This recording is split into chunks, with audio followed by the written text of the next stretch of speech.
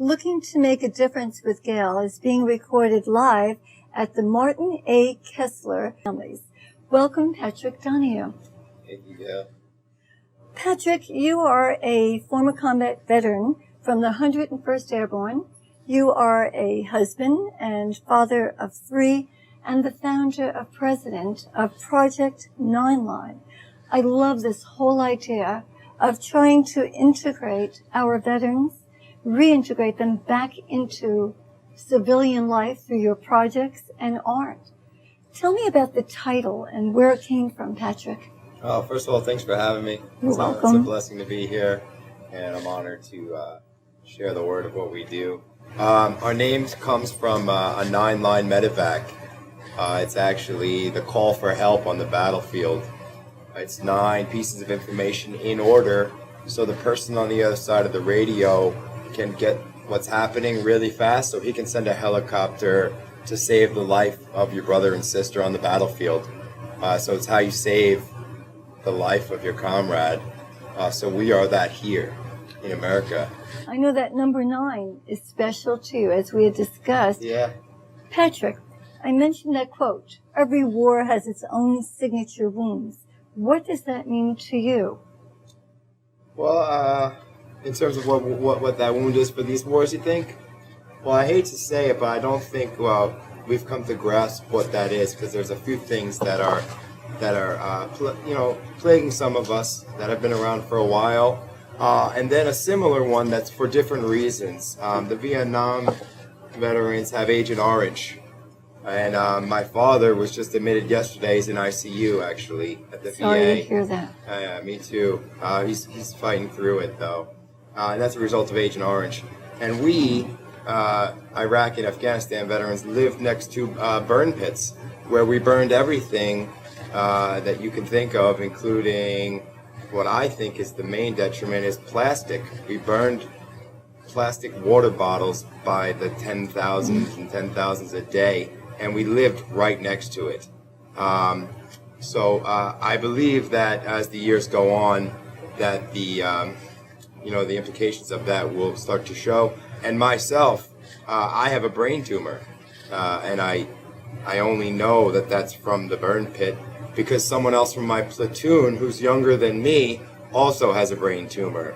So out of 27 of us, 2 35-year-olds and younger have both developed brain tumors, and different cancers are coming out of it. So I don't know if we really have a good scope of what that is yet. But post-traumatic stress has been around for a while. It's called different things. So right now I would say that is the That answer. is the key answer. Yeah. All right, Patrick. Patrick, I know that when the Army enlists many recruits, it's usually between the ages of 18 to 24.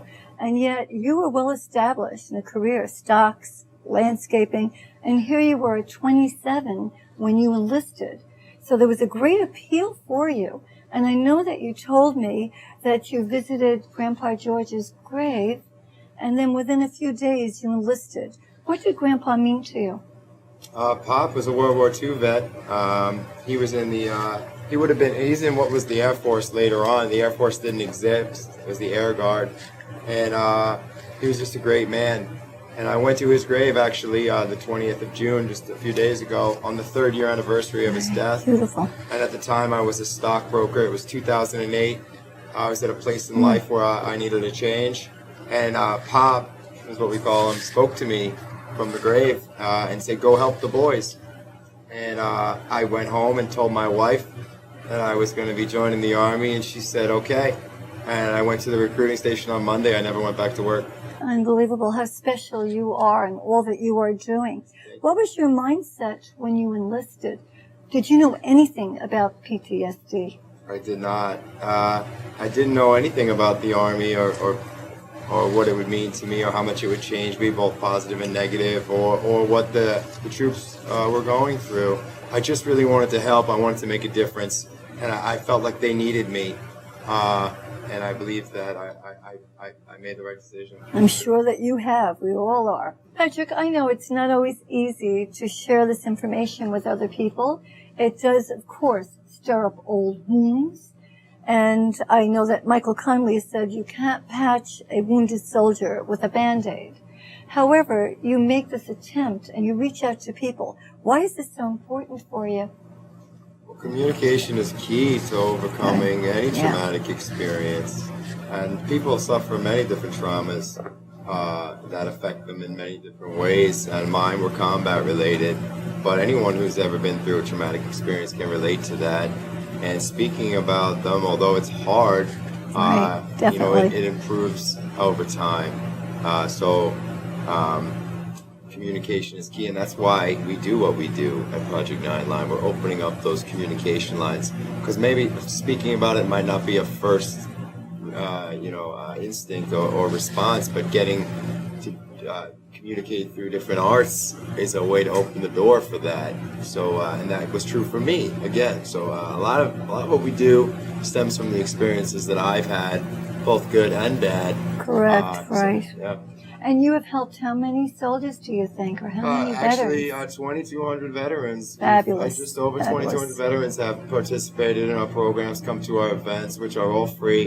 And we're going to get into them in a moment. In just over 2.5 years. I'm sorry. It's okay. And in just over 2.5 years, you have managed to get all of these programs. Yeah. But 2012, you were deployed to Afghanistan, and you were with the Strike Brigade Combat Team, and your goal was to rid the Taliban out of a place called Kandahar. Can you share a little bit about that? Sure. We were actually part of a reinvasion, a surge, in 2010. And our orders came down, and we were the first to go. We actually had no deployment on our radar for like 2 years, but when Obama said we're sending a surge, we reinvaded Kandahar, which is where the Taliban is from. And it was a very dangerous mission at first until we grabbed our foothold and took over more and more land. And many of my brothers were, out in the mix. And I had a very cushy job, which affects me a lot because I trained to do something and then I'm really good at something else. So I was pulled from the people I trained with. So that affects me a lot. Definitely. Yeah. All right, we're going to see a very quick video, and I want to set this up. The video is you sending something home to your family. It's a very short video. Do you remember, before we show it, what thoughts went through your mind? I don't. I forgot it was even filmed until I found it. I Googled myself, and I found it. Okay, let's take a quick look at this 30-second video, and then I'm going to ask you what you would tell that person today. Okay.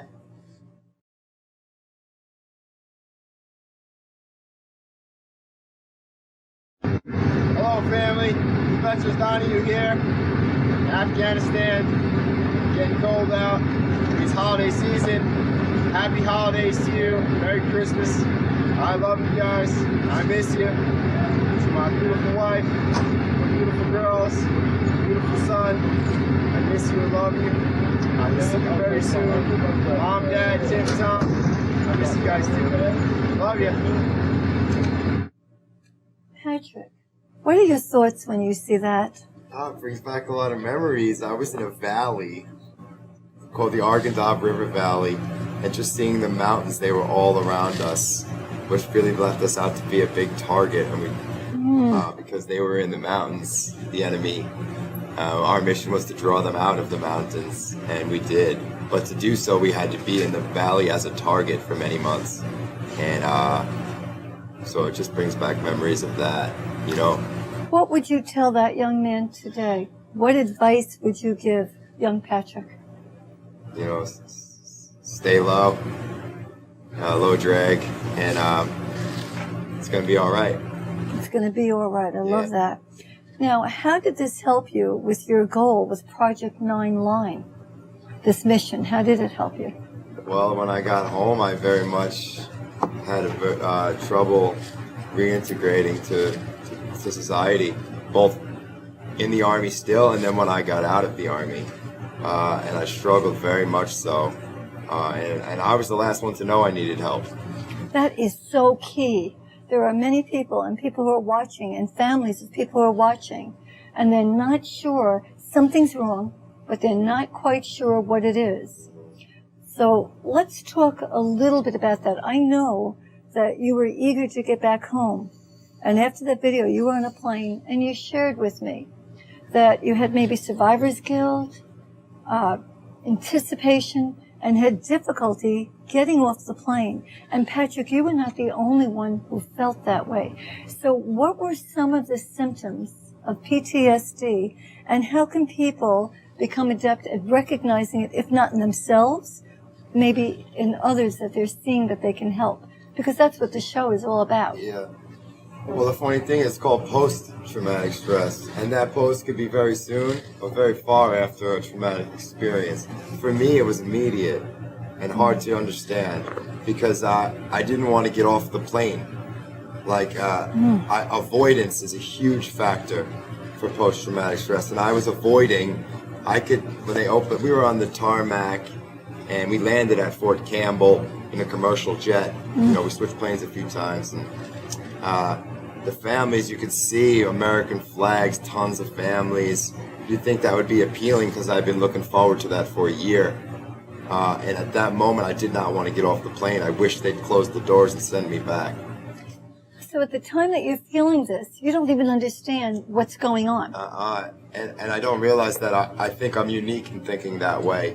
And the funny thing is, I picture that moment as I'm gripping the seat I'm sitting on. Okay. And the attendants like, you got to get off. I wasn't the only one still in my seat gripping. Absolutely. Did you maybe experience some hypervigilance as well? Immediately. I was unable to even go to Walmart. Patrick, many people do not realize that when you're trying to overcome such adversity in your life, that it's not going to happen overnight. And just as the PTSD does seem to happen overnight, it doesn't. But the same as when you're going to be cured from it, or when you're going to work on it. So things take a lot of time. Let's go over some of the symptoms. You talked a little bit about the fear. Let's talk about maybe the hypervigilance. What is that, and how did that affect you? Well, I'm not sure if we ever completely are healed of this. We recover from it, and it's a daily process like some other types of illnesses. You got to work at it. For me, it's up and down. Some days I'm good, some days I'm not. For me, the symptoms that affect me and have affected me, anxiety, anger, avoidance, hypervigilance, forget it. These are things that affect me still, and I have to really do a lot to manage them and be proactive so I can stay well. It's a struggle, but it's something that you cannot give up. It's something that you have to stay with because it's worth it. It truly is. Life is beautiful. Yeah. Now, 1 out of every 3 combat veterans does end up having PTSD. 1 out of every 5 who has gone to war, who's not in a combat situation. And unfortunately, we have a good 10% who have attempted suicide. So we do know that. But many people coming back, many veterans are not aware that they're going through all of this angst. And again, purpose is to educate them and to know that there is something out there and people out there who truly do care. But you mentioned some of the symptoms. Now, when you came back and you couldn't be in groups with other people, it makes you feel even more alienated. And you wonder what's wrong with yourself, correct? So you have people who are coming back. Now, let's add to that some of the wars, maybe not as popular as other wars, and the recognition that you receive, the jobs that are no longer there, the relationships, unfortunately, that do break up, the stigmas attached. Is it any wonder that our returning veterans are reacting? Well, the things we go through affect us, and the community, there's a lot of people and services and organizations and government entities that really want to assist, and it is a community issue, but it's on the veteran or the person who's been through a traumatic experience to really want to change and then make some actions to because it's not easy. No. I spent a lot of time before I was willing to go to the VA and get help, and it took my cousin's commander to say you gotta go for help, you know, and I finally accepted it, and that's when my life changed. And it's been up and down, for sure. Right, it's not going to be all smooth sailing. So the first thing that I'm hearing from you is that you must, first of all, admit that there is a problem. Yeah. 2, you would want to correct the problem. 3, you have to work at it and know what places to go to. It's not easy. No one wants to admit that, you know, they're, changed or have something that affects them negatively. It's hard. Absolutely. You know? Now, your cousin you did mention, and I'm sorry for your loss. Yeah. He did die at the Veterans Medical Center in 2012, and this impacted you profoundly. Well, it did both. Before, you know, I followed in his footsteps and joining somewhat. It was part of one of the reasons, and he made it. He survived a very, very crazy thing over there. You know, Purple Heart survived something that he probably shouldn't have, and came home and was unable to reacclimate. And that's part of the driving force behind what we do, what I choose to spend my life doing. What I love, and you share this with me, is that writing, and you're going to get that poem out, writing has helped you tremendously. Yeah. And I know that in having taught high school and college creative writing, what I would have my students do is use it as catharsis. So if somebody is having a problem out there, just get your thoughts out, put it on paper. Doesn't matter what you do with it, but you've got to get it out there.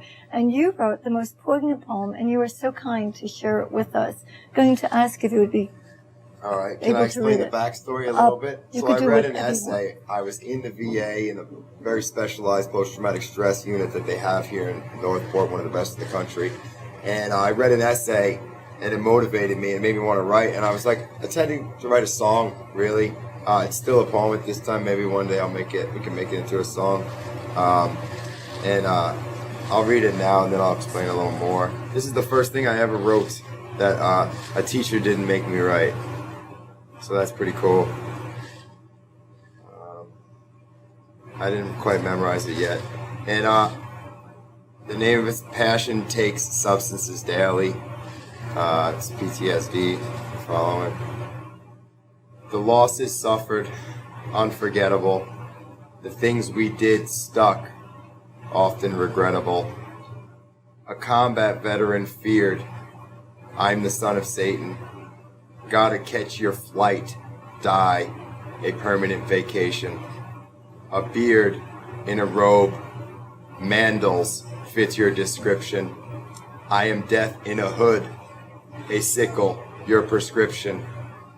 On a crusade, who? Your tending physician. A warlord Mozart, a battlefield musician.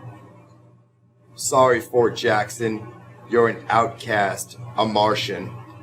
Training has been relaxing. I can shoot, I'm a marksman. My pervasive experience is profound, full of grief. This verse is in remembrance of all the deceased. Recognizing this allows me to see, when lost it is love, no longer do I be. No longer apart can I integrate. Flush with fear stuck, I procrastinate. The collective thoughts came from herself. Bring it, it's been brought, told by himself.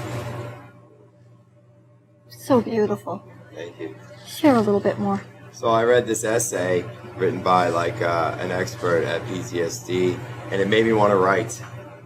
And around that time, my life changed, and all of this came from that. And I wrote that, and then I wrote another one. And then I realized they were both 9 verses, completely unintentional. And then I looked at the essay, and it's 9 paragraphs. So then I set out to write 9, and it was grueling and excruciatingly painful. But I wrote another 7 9-verse poems, so I had 9. And then I'm like, all right, now I got to make 9 chapters, right? So I'm in the middle of like the 3rd set of 9, a little bit of a hold up. I got a bunch of cool stuff going on, but it's just on the side. But that one was intended to be a song. Really, that's what I wrote it as.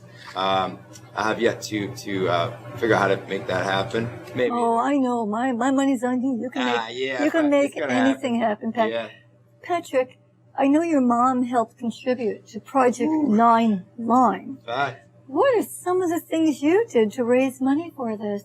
Well, I'll tell you, I went to my mom's house for Thanksgiving dinner while I was still a patient in the VA, right? Like I could leave and come back at my will. And I created a PowerPoint and a business plan. I went to my mom's and had dinner with her and her boyfriend, Paul. And I shared with them what my intentions were. And she lent me a little bit of money to start. Starting a nonprofit isn't cheap. So I invested that money into chocolate and I melted it down and made chocolate-covered pretzels and heart-shaped chocolate lollipops. Way to go. And went and sold them at Valentine's Day fairs to make the startup funds. That is fabulous for this 501c3. So let's talk about this 501c3. I'm excited because you have so many different programs and so many different ways to appeal. Yeah. So first, I guess it brings everybody together. The camaraderie, that's key. That's key. That, and you also said before communication. Let's talk about purpose. Yeah. Let's talk about some of the different events, and then maybe you'll be a little more specific. I have seen that there's guitar. You had a guitar workshop. We teach veterans how to play guitar, and just a few weeks back, 4 Vietnam vets, 2 of which had never played guitar before in their life until our program, 2 had dabbled over the years, performed for the first time in front of people, and our family fun day at the horse ranch, which supports our free horseback riding program.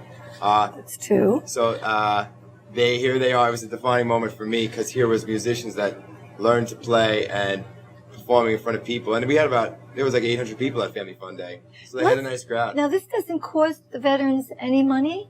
No, none of our programs do. Nothing. Okay. Where can they find out about this? How do they get to you? Project9Line.org. And then they could, our phone number is on there. Our website is on there. We just took over a whole building, actually. I know the address too, right? Yeah. This is in Islip? It's in Islip. Union Street, right? Union Avenue. It's a DAV hall, which is Disabled American Veterans. It's been vacant for 5 years.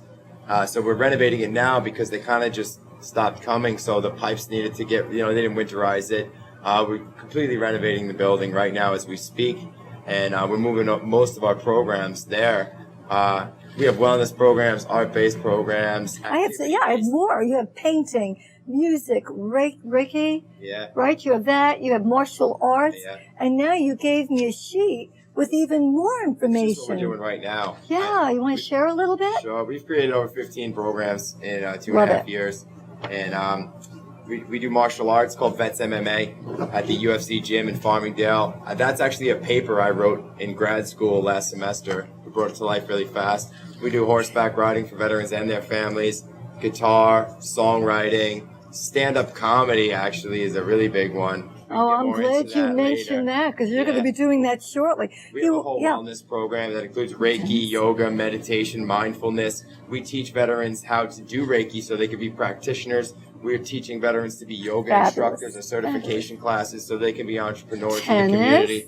Tennis, yeah. This is amazing. We have a amazing. book writing program going on right now. We have breakdancing coming in the new building when we're there. Love it. Yeah, it's pretty now, cool. If people want to volunteer their time to teach these classes, we're more than happy to have them. I mean, we have a little vetting process, and then we put together a game plan, and then put it into action, see if there's interest, make a flyer, get it out to our network. That's how all of our programs have kind of come from, just great Americans who really want to help in this community fight, and we're all just one team. One team, one fight. You already know. That's my signature on all my emails. One team, one fight. Patrick, are they all at this place or are they at different locations? And how much time do they devote? I know the comedy workshop could be 10 weeks. Yeah. The writing might be less than that. It's a year long, the book writing program. It's a year long. There you go. They're going to be writing books. All these potential writers who have had ideas, some of them for years, some of them just recently. They're in the process of meeting every 2 weeks and writing books. I love it. That's amazing. And now we're in for a big treat. I know that you are performing for the next 3 nights, but right now we're going to have you do some comedy, so I'm going to kind of mosey off stage All right. and give you a chance to show your stuff. Yeah. I'll just sit and do it. I never did that before, right? I gotta be comfortable. I gotta be comfortable doing comedy anywhere. Some of my jokes might not be for this audience, and that's okay. I've told a completely clean set before because we performed at high school not long ago. And when my mom's here, I don't really like to curse, so I've done sets in front of her, and I don't like to say dirty things. So I'll just tell some cool stories I've been starting to integrate into my act. Laughter really is the best medicine, it is. And no one ever told the VA that, though. I went in there, I had a runny nose, and I left with like 17 medications. I mean, I walked out with a sack. Literally, my back hurt. I had to go back the next day and get more medication. And I have a son, he's 6 years old. And he usually comes home from school, gets milk, cookies, plays video games, right? But the other day he came home and he wanted to go right outside, which was odd. My brother rents the apartment above my garage, and he's got 2 big dogs. So in order for Ace to go outside and play, Timmy's got to clean up the dog poop. So Uncle Timmy goes outside, and he picks up one pile, and he picks up another, and then Ace hits me. That's my son's name, Ace. And he's like, Dad. I'm like, what, Ace? He's like, you see that one he's going for? I'm like, yeah. He's like, that one was me. So let me get this straight, Ace. You did that before school, didn't tell anybody about it. Just so Uncle Timmy could pick it up. He's like, yup. I'm like, how do you know we clown on Uncle Timmy like that? It's natural. His name is actually 101, my son. He was born on base. His first name is Benjamin. If you're familiar with money, you know what a Benjamin is. His middle name is Ace. If you ever play cards, you know what that is. 101. And those initials are BAD. B-A-D. Pretty cool kid. So my daughter's beautiful, right? She's 13. And I noticed lately some of these little boys are like creeping by my house and stalking my house and stuff, right? The other day I opened up the door and there's 15 kids camped out. Like my house was the Apple store and the new iPhone was coming out.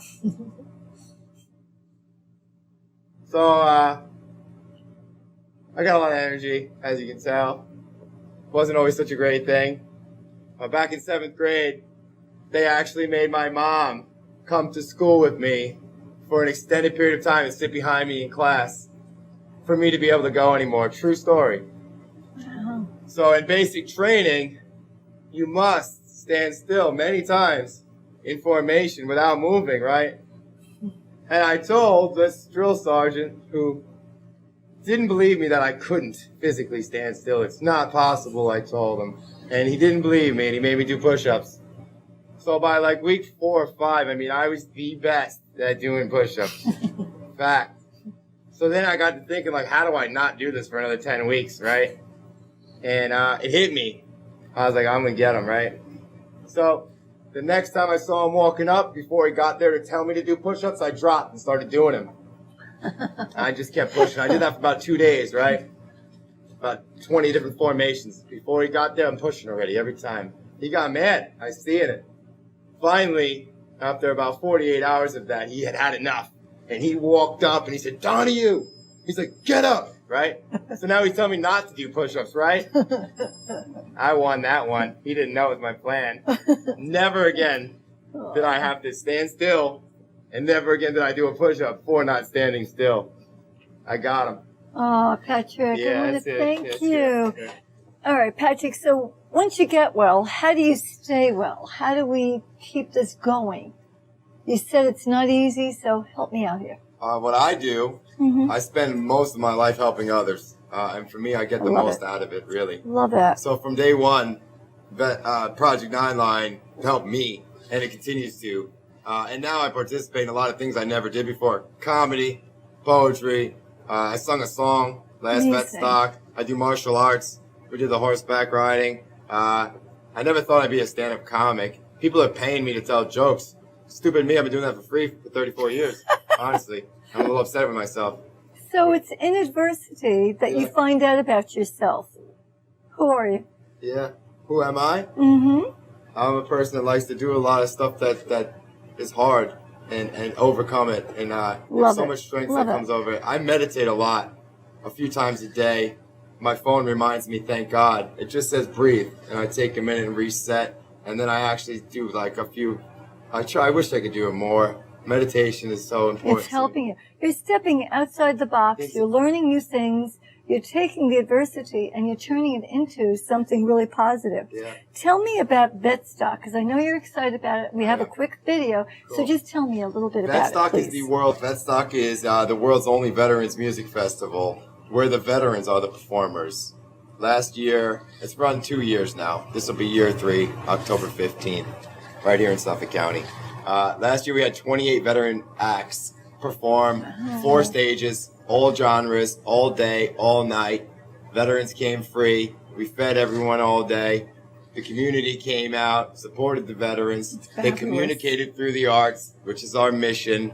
It's just it's a beautiful, beautiful event. And actually, I met my wife at Woodstock 99.